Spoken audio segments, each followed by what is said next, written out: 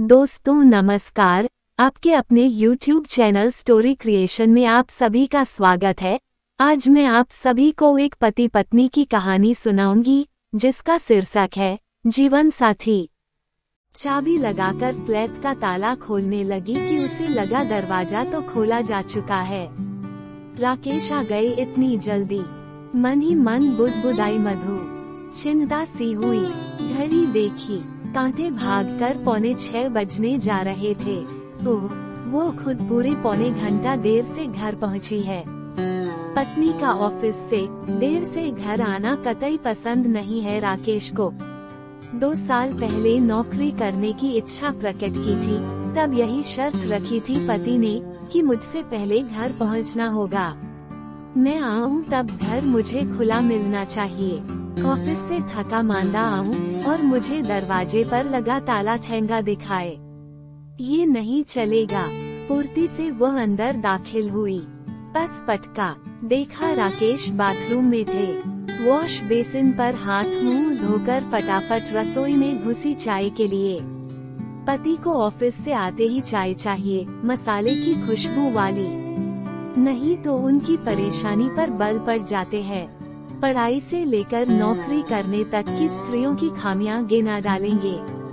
उनके लिए 4 दीवारी ही ठीक ठहराएंगे। सुनकर मन ही मन हंसी आती कि सभी स्त्रियां 4 दीवारी में सिमट जाएंगी तो आप ऑफिस में मन किससे बहलाएंगे। लेकिन चुप रहती। राकेश उन पुरुषों में से है जो स्वयं के लिए तो हर रंग आधुनिकता का चाहेंगे, लेकिन पत्नी के कपड़े किस रंग के और किस तरह के आएंगे ये भी वे खुद तय करेंगे। खुद की हर सोच और करतूत को नए जमाने का जामा पहनाएंगे, लेकिन पत्नी बालकनी में खड़ी भी हो जाए ये भी गवारा नहीं करेंगे। राकेश को पहली बार देखा था तो मन दरक गया था। डबडबाई आंखों से माँ को देखती रही।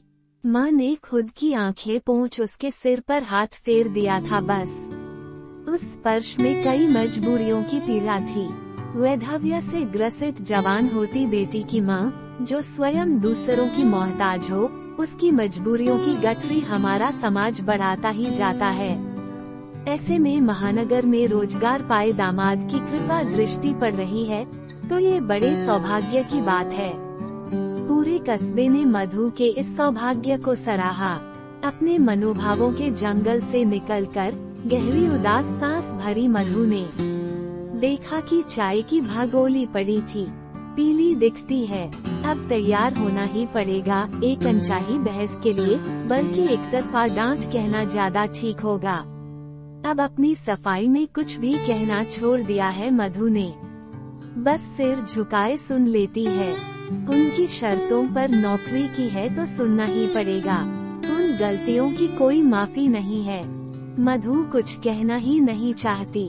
दिन भर की थकान और घर की उदासी के वातावरण के बाद उसमें इतनी जान ही नहीं बचती कि वह कुछ कह सके। बस तूफान को गुजार देना चाहती है ताकि उदास ही सही, शांति तो रहेगी कुछ लिखने पढ़ने के लिए। घर में आकर सोफे पर बैठ गई, आंखें मूंद कर कुछ सोचते हुए। जाने किन तंद्राओं में भटकती रहती यदि किसी के आसपास आने जाने की आहट न मिली होती। बहुत थक गई हो। झटके से मधु ने आंखें खोली। कंप्यूटर की कुर्सी पर बैठते हुए पति का चेहरा न जाने क्यों अजीब सा व्यंग्य भरा लगा। ये शब्द सहानुभूति के लिए नहीं थे। इन दिनों में वह ये जान गई है।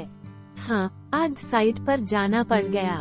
इसी वजह से देर। उसने माहौल को सपाट सा रखने के लिए कहा। किसके साथ मैडम?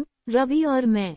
राधिका को भी चलना था, लेकिन अचानक उसके भैया भाभी आ गए, इसलिए वह नहीं आ पाई। उसने आशंकित हृदय से टेबल पर पड़ी मैगजीन के पन्ने यूं ही उलटते पलटते हुए कहा, जानती है कुछ न कुछ कड़वा ही कहेंगे, लेकिन आशा के विपरीत अपने काम में लगे रहे। चाय और बना दूं? साथ साथ पी लेते हैं। मैं पी चुका हूँ और तुम तो पी कर आई होगी। उस के साथ। मधु ने साफ जाना कि ये शब्द दांतों को जरा भींच कर गुस्से से कहे गए हैं। वह आहत हुई, अपमान से आंखों की कोर गीली हो गई, लेकिन स्वयं को जब्त कर उठी। सोचा इनसे उलझने की बजाय उठकर खाना बना दूं। देर हो जाएगी, राकेश को भी भूख लगी ही होगी। साइट के काम से थकान कम ही थी, लेकिन पति के एक वाक्य ने जैसे उसे घायल कर दिया। लेकिन वो उसकी सोच का क्या करे, जब तक पति रवि का नाम न लेकर उसी को संबोधित कर ताना मारते हैं। वो समझकर छलनी हो जाती है। कैसे उन निर्मूल शंकाओं का समाधान करे। चीख चीख कर कहना चाहती कि क्यों अपनी सोचों में उलझकर घर की शांति को आग लगाते हो। उनको समझाना चाहती, लेकिन समझाने से भी भला कोई समझा है क्या। ऑफिस की चर्चा वह घर पर कम ही करती है। कहीं यही वजह तो नहीं कि ऑफिस का रोजमर्रा का राग नहीं अला पाती।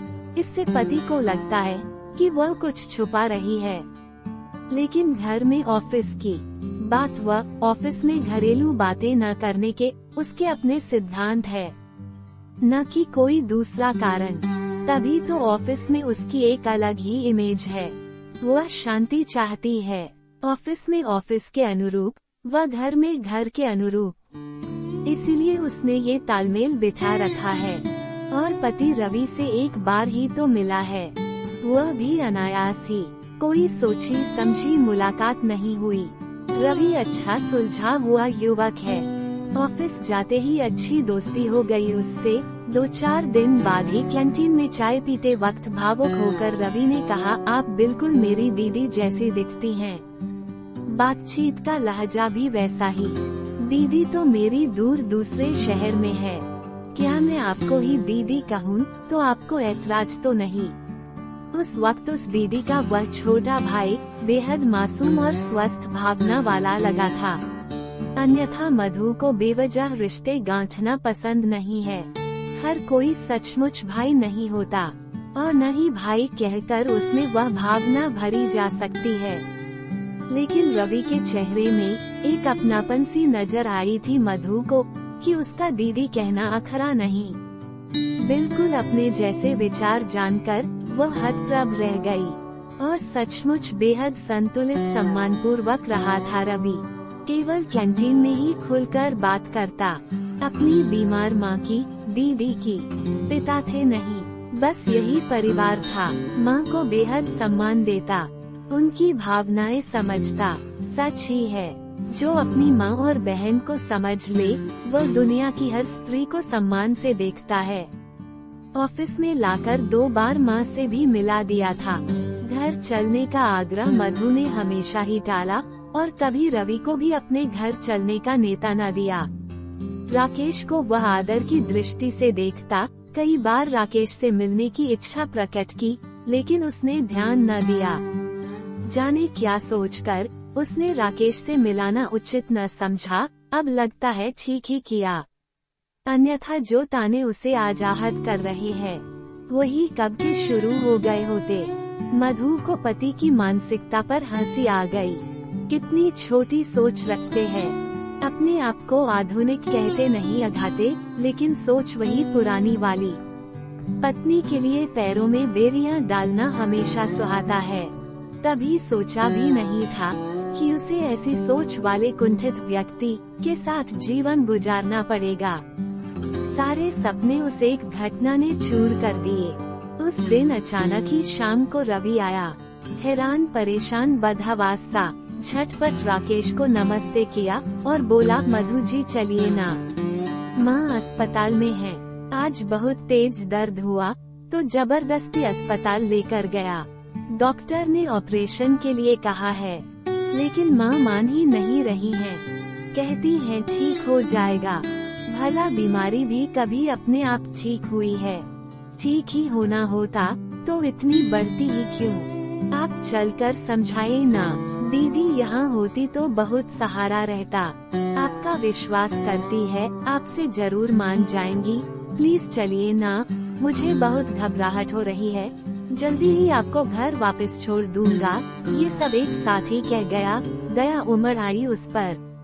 उस घड़ी लगा परिवार, रिश्तेदार कितने जरूरी होते हैं इंसान के लिए। वह फुर्ती से चल पड़ी। बेहद निरुपाया सा लग रहा था वह। उसकी चिंता में उसे पति से आज्ञा लेने का ख्याल ही न रहा। ये सारी गतिविधि पति भूत बना देखता ही रह गया। वापस लौटी तो घर में तूफान के पहले की शांति थी। भाई हुए बैठे थे। गुस्सा हलक में फट पड़ने के लिए रोका हुआ था। भीतर प्रवेश करते ही उस दिन पति की निर्मूल धारणाओं का बांध फूट पड़ा। किस दर्जे की छोटी बातें न की, क्या क्या इल्जाम न दिए। वो केवल विस्फारित आंखों से उसका वह रूप देखती रही। सदमे सी हालत में वह सोचती ही रही कि उससे कहाँ गलती हुई है। उस जैसे आदमी से वह निभा रही है, वही क्या कम है। और इंसानियत के नाते किसी की मदद करने के लिए भी किसी की आज्ञा की जरूरत है। उसका असली रूप सामने आ गया था। वह बुरी तरह से ठगा महसूस कर रही थी। उसने सोचा भी नहीं था कि पति ऐसे इल्जाम भी लगा सकता है। 2-3 दिन ऑफिस न जा पाए। जब गई तो उसका निचुरा चेहरा देख सारा ऑफिस दंग रह गया था। भला मधु जी को क्या परेशानी हो सकती है, लेकिन वो नहीं जानते कि पुरुष की सोच की सजा सदैव ही औरत को ही भुगतनी पड़ती है। रवि को भी बड़ी मुश्किल से विश्वास दिला पाई थी कि तबीयत ही ठीक नहीं है और कोई बात नहीं। अक्सर ही कहता माँ आपको याद करती है, लेकिन वह फोन पर ही बातें कर लेती। रवि को पति की सोच के बारे में बताकर वह पति का सम्मान कम नहीं करना चाहती। नारी का मन भी अजीब है। पति का सम्मान किसी की नजरों में कम नहीं होने देना चाहती। पति भले ही कैसा भी क्यों न हो, दुनिया के सामने उसका अच्छा रूप ही प्रस्तुत करती है। सदैव ही अभिनय ही करती है। वैसे भी उन दिनों नाराज ही चल रहे थे। उनकी कंपनी अचानक ही बंद हो गई थी। भाग दौड़कर दूसरी प्राइवेट नौकरी ढूंढ ली, लेकिन पद और वेतन इच्छानुरूप न थे। वह घटना क्या भूल गए। राकेश भाई की शादी में मायके गई थी हफ्ते भर के लिए, लेकिन 4 ही दिन बाद वापस आ गई। सोचा पति को दोनों समय भोजन की परेशानी होती होगी। लॉज का खाना खा कर अपना पेट ही खराब कर डालेंगे। चाबी पास ही थी, दरवाजा खोल दिया। जो देखा तो दंग रह गई। निहायत आधुनिक वस्त्रों वाली एक लड़की के बगल में बिल्कुल सट कर बैठे थे। राकेश लड़की का हाथ अपने हाथों में ले कुछ फुसफुसा रहे थे। मुझे देखकर जैसे आसमां से गिरे। लड़की बुरी तरह झेप गई। दोनों के माथे पर भरपूर पसीना चुआया। उस मुश्किल घड़ी में भी उनकी काटो तो खून नहीं वाली स्थिति देख हंसी आ गई। लड़की ने इशारे में पूछा कौन। पति ने थूक गटकते बड़ी मुश्किल से कहा मेरी पत्नी। वो उछल कर चीखी। मधु ने सब्र रख कर नमस्ते किया। वह जानती है कि चीखने चिल्लाने से पति घबराने वालों में से नहीं है।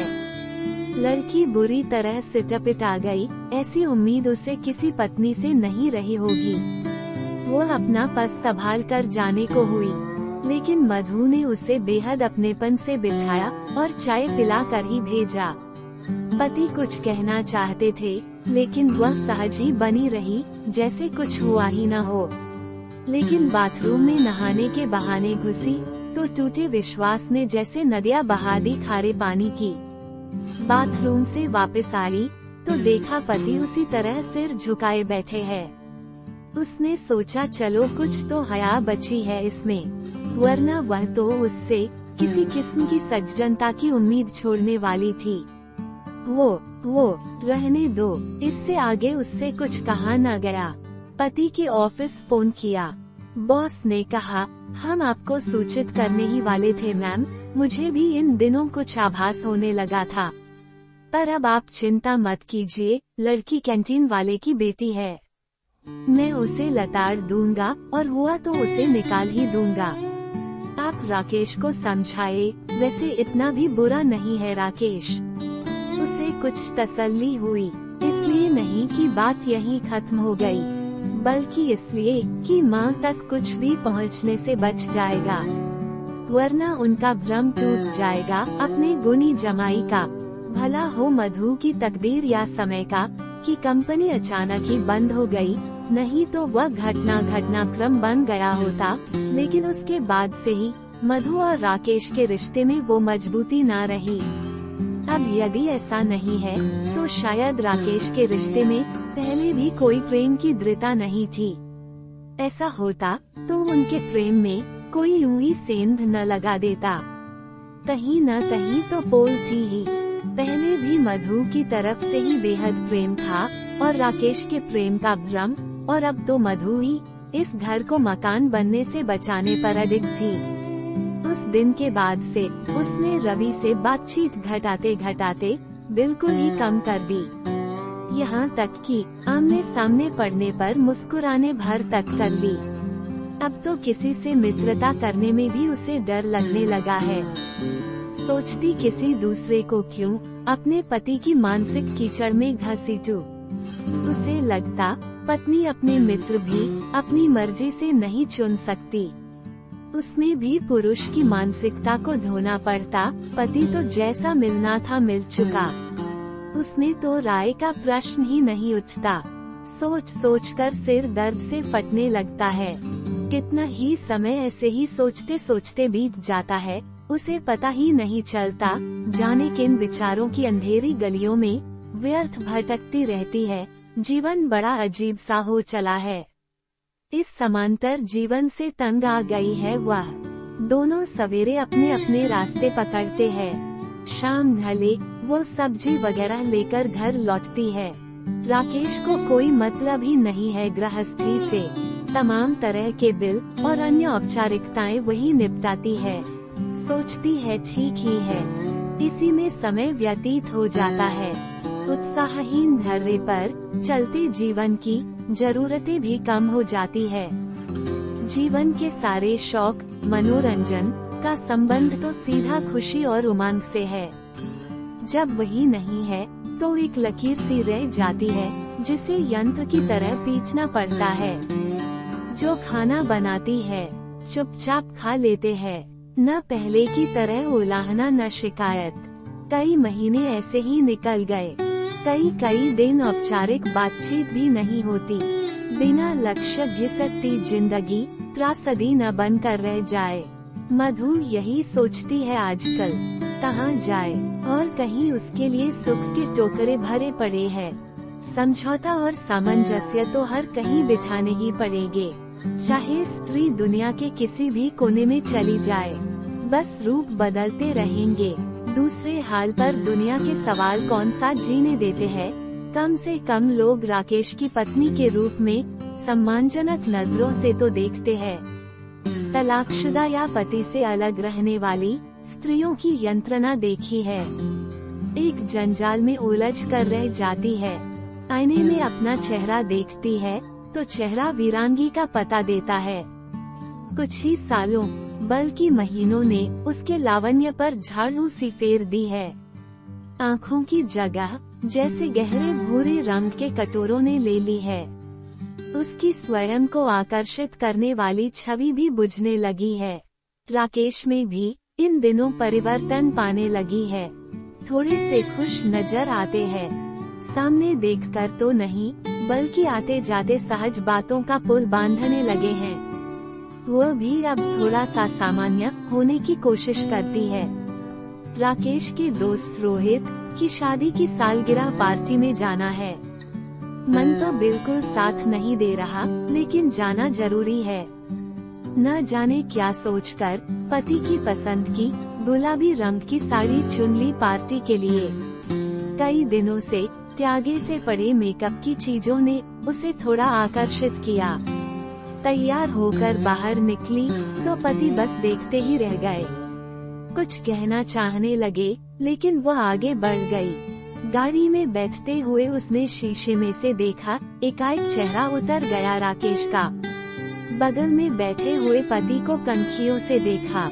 मधु की पसंदीदा हरी शर्ट पहनी है आज, जिसे वह उसके शादी के बाद आए पहले जन्मदिन पर दी थी। ठंडी सी प्रतिक्रिया देकर बस लेकर रख ली थी। पहना कभी नहीं। उसके बाद कुछ तोहफा देने की उमंग ही नहीं उठी। रोहित और खुशबू की कैसी सुंदर जोड़ी है, हंसते मुस्कुराते दोनों जैसे एक दूसरे के लिए ही बने हैं।